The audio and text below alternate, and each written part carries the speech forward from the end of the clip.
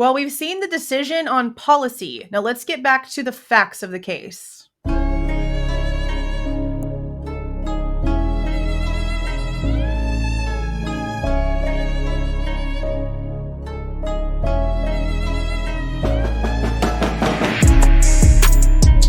Hey guys, this is Jules with True Crime Reactions. Disclaimer. Everything stated in this video is my opinion and my opinion only. And just like everything else in these cases we discuss here on this channel, everything is alleged. Okay, so we've been going through all of the motions to suppress that Bryan Kohberger's team has filed in the Idaho student murder case. All of those videos are all still available for you to watch if you have not even started or if you need to catch up. The one that we are now on is the Google warrant. So I'm going to do like we always do. We're going to pull up the original warrants that they are referencing and skim through them really quickly before getting to the facts. In most of these arguments, there's a lot of copy and paste policy when it comes to other case facts and constitutional law that they are citing to prove their case. It is very, very much copy and paste. So we are sticking to just the case facts on these documents. Now, this is the one for Google, and it shows three different dates. January 3rd of 23, January 24th of 23, and February 24th of 23. Now, when you go to the case of interest page and you Control F and type in Google, it pops up 8 different results. So this first one is actually dated on January 4th, whenever it was signed, but it is the one for January 3rd of 2023. Now, it's the first one on the list, but if we click on the one right underneath it, this is an older one from December 4th of 2022, which would have been prior to them knowing Bryan Kohberger's name, which is why if you go all the way down here, this states that this is actually for Kaylee. It's for Kaylee's Google account. Now, the third one is down here. Let's see what this one is. Okay, this one and the next one are only motions to seal search warrant and related documents without any additional information. This one is the same way. It's just 4 pages. The warrant itself, copy of the warrant information itself is not in these. I believe this one's also the same. Yeah, 4 pages, all the same, just the motion to seal. And then we go down to seal and redact. Let's see what this one is. This one is 19 pages. This one is the full warrant. What date is this one? This one has Bryan's name on it, but what is the date? Let's go up. January 24th. So here is the first one right here, January the 4th. This one is the January 24th. And what was the next one? 2/24/23. So let's see. The next one, I guess, would be, yeah, right here. 17 pages. Let's see. Go down, down, down, down. February 24th. Okay. But all in all, everything can be found in this, on this portal, and this website is always down in the description box so that you guys can see exactly where it is I'm getting my information from. So this first one for January 3rd just says that it was obtained on the 3rd, served on the 3rd, and they received information back the next day on the 4th. Now this just says data related to the Google account blank, and it has it whited out. And if we go down here, they don't really, I don't remember them giving us specifics. Oh yeah, no, this is the one with Bryan's name on it. Okay, so this is Idaho information on the crimes of homicide at 1122 King Road on the Google account of Bryan C. Kohberger with any of the following identifiers, email address of blanked out, and or any Google accounts associated with the following phone numbers blank and or blank, which is 2 numbers, which again, we talked about this a couple documents ago. There was a different number on his WSU Pullman TA directory information than there is in the PCA that they pulled for the warrants for AT&T. There's 2 different numbers. One has a Pennsylvania area code and one was a local Washington area code. Or any Google accounts associated with the following international mobile equipment identifier, and right there, that's an IMEI, for all business records and subscriber information in any form kept pertaining to the account between January 1st of 2021 and December 30th of 2022, all the way to January 1st of 21. Well, honestly, that's not really too strange anymore since we know they went back 16 years on his iCloud account, an old one, which is just wild to me. But this is just a list of everything that they are expecting to be there. It just says that they're like, this is the information that they want because they know that it's there. Location, history, my activity, Google Voice, Android records, YouTube, anything from Google Pay, calendar, contacts, photos, Drive, Keep, any of the things. Now, this one on January 24th is for another whited out Gmail address. It was served on January 25th, and they got the information back on February the 19th. And it was sent off to somebody, which for some reason they've decided to blank out the person that's helping investigate the case. They decided not to include that person's name for some reason. And then down here, it just has the email. And then right here, it says, investigating the crimes of the homicide at King Road, on Google account of Bryan C. Kohberger with the email address. This one is just one email address for all business records and subscriber information in any form kept pertaining to the account between, again, the January 1st of 2021 to the December 30th of 2022 dates.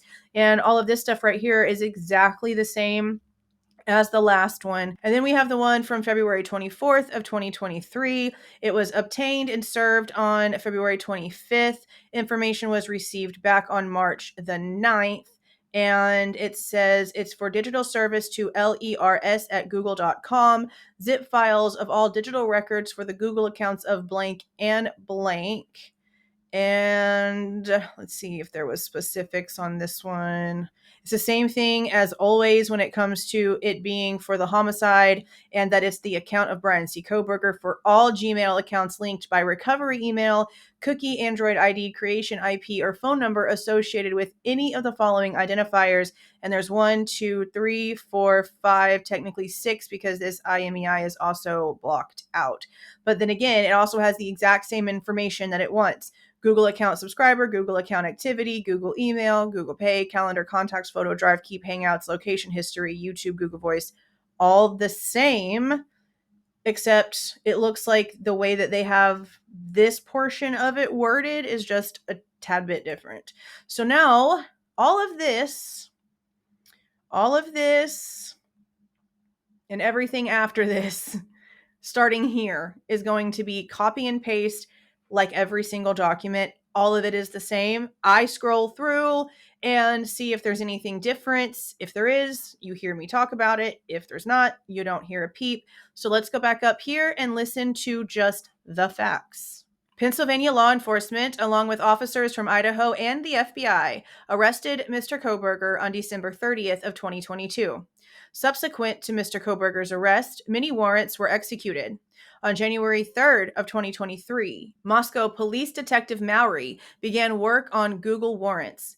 He obtained Google Warrant 1 on January 3rd of 2023, a search warrant for all data available in a Google account in connection with the email brianchristopher1994@gmail.com, plus 2 phone numbers and an IMEI number.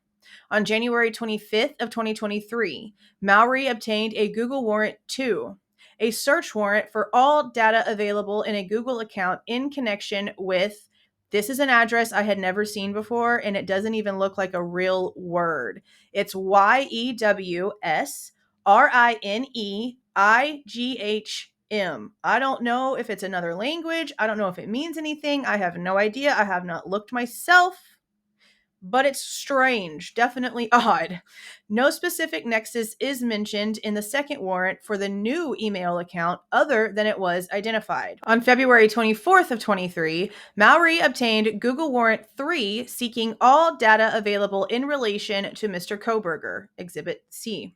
No reference is made in the affidavit to a nexus between Kohberger and BK5781gmail.com. So that's multiple already, right? That's like 3. That's 3 so far, email addresses. Google Warrant 3 adds the email account bk5781@desales.edu without explanation. So that's 4. The warrants have no limiting language in the search and no justification for duplication.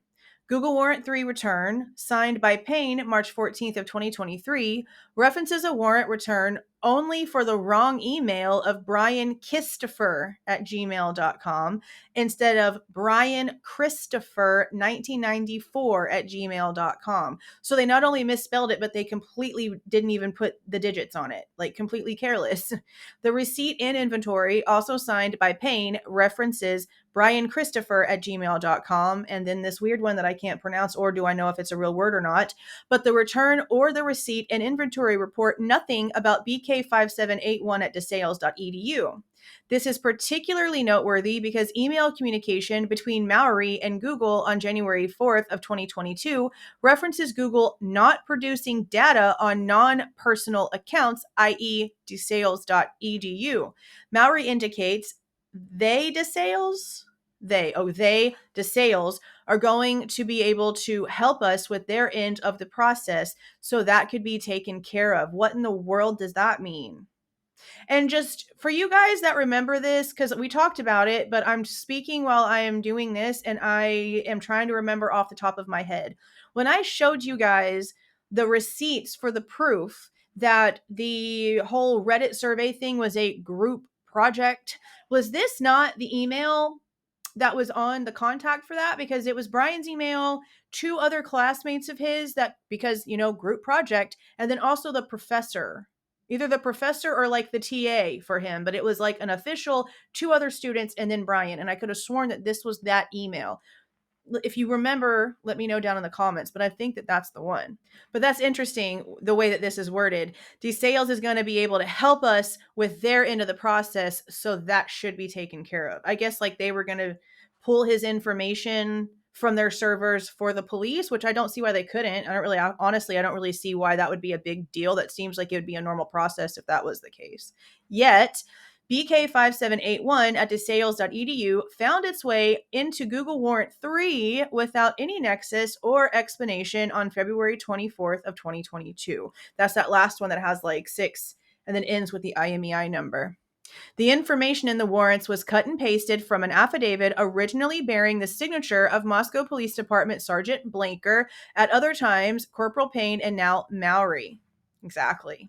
The Google-specific information in Google Warrant 1 referenced the United States and government, as well as the search of a phone for a single decedent, looking for the location of a decedent, indicating it was cut and pasted without edits. So I guess in a lot of ways that copy and paste verbiage is actually really important, because there should have been things removed from it. Noted. Google Warrants 2 and 3 remove the United States language, reference to the government, and the single decedent language. Interesting. Okay.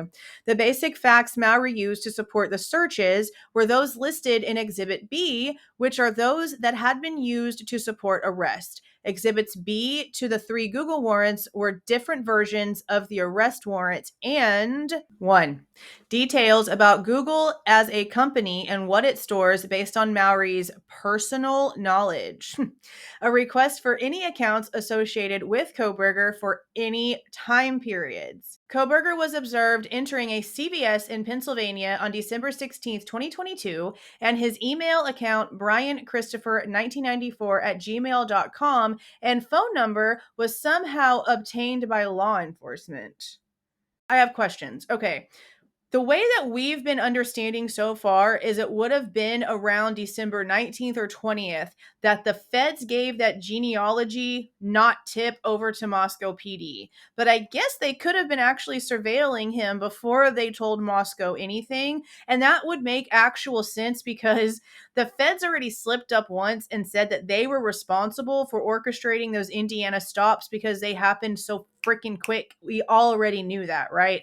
They came out and tried to retract it after the fact, but we're not dumb. We're not stupid whatsoever. What we really need are the dates that they removed the genealogy work from Othram and started it themselves, versus this date now, because the 20th is the one that we were actually like basing a lot of this on, according to my brain. I could be wrong on that, but as far as I could tell, that's sort of where we've been this entire time. But it's also been clear pretty much this whole time that the feds were the ones leading this investigation. And as these documents have dropped, it has become even more concrete that Moscow is literally just the middleman between the feds who actually did the investigation and the courts that now have to punish Bryan Kohberger. What's interesting with all that is that with the feds doing all that they did, they still brought him in front of a federal grand jury and it failed. And now this is what we're seeing now is them scrambling because of all the mistakes they've made. And they would rather an innocent man hang than actually come out and be like, hey, we were wrong. Sorry, bro. I'm serious. It's disgusting. But what I really am questioning here is why the hell would his email address have been used at CVS? Okay, I don't ever shop at CVS anymore, but whenever I was first learning to coupon, I was CVSing and Walgreensing it up. Okay, those deals for you couponers that know how it works. Okay, when do you ever have to put your email in? You don't. You put in your phone number, or there's like something that you can scan in your app. Why would there have been an email address? That doesn't make any sense, but even more so, how the frick did the cops get it? I don't understand. Unless something like printed out with a receipt of his or something and they like grabbed it out the trash or something like that. The only other way that makes sense is if they walked in there, flashed a badge, and had some a-hole bring up like the last receipt, the last transaction that they had in that system, whether it be at a cash out with a person or a checkout that's a self-checkout, because they can recall the purchases. And then they just got it from some clerk, from probably some kid. That's probably what happened. For Google Warrant 2, January 4th, 2023, a new email is referenced as having been found in Google Warrant 1 data return, and it's that weird one that I can't pronounce. Also added was a high probability a VPN was identified in Google Return 1323. Everybody uses a VPN. My sponsor for this channel has a VPN service associated with everything else that they do. I also have been using Nord for a super long time, and I also have a referral link for Nord too. Everyone should use a VPN. Okay, literally everyone. For Google Warrant 3, a new email, bk5781@dsales.edu, is incorporated into the third warrant without any supporting explanation. So they pulled a lot of information. That's a lot of email addresses. And then we had a weird one in the last one, and no one is still proving me anything, guys. I've had even more people in the comments claim that Wi-Fi Army owns email belongs to Brent Kopaka, but literally not a single person has pointed me into the direction of fact. I don't know how people can just come out here and just like blurt stuff out like that, but then not be able to prove it. I am still waiting. It's been some days. So anyway, this is a lot. We got the weird one, the Wi-Fi Army owns one. Then we have the Bryan Christopher 1994. Then we have the one where they misspelled it. Then we had the weird spelled one. Then we have the BK5781 at Gmail. And then we have the sales one. And then was there another one? Bryan Christopher without the 1994. Then we have the two phone numbers, the IMEI. I mean, they did pull a lot of information, but I mean, as you grow and live in this data era, you literally have a paper trail like that. Literally everyone has a data trail like that because we have to use it in order to survive. I literally can't do my job without having Microsoft and Google logins and authenticators and all kind of digital things. That's the world we live in. But it's wild to me. This CVS one is really just like, was it the feds? Did the feds talk to Pennsylvania before they talked to Moscow? Because Pennsylvania is where Bryan was whenever they started looking at him, whenever the feds started looking at him. And Moscow was like the last one to know.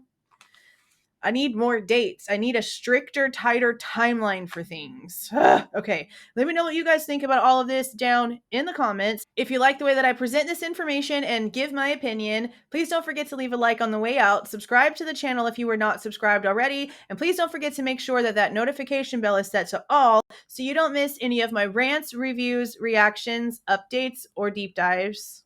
See y'all.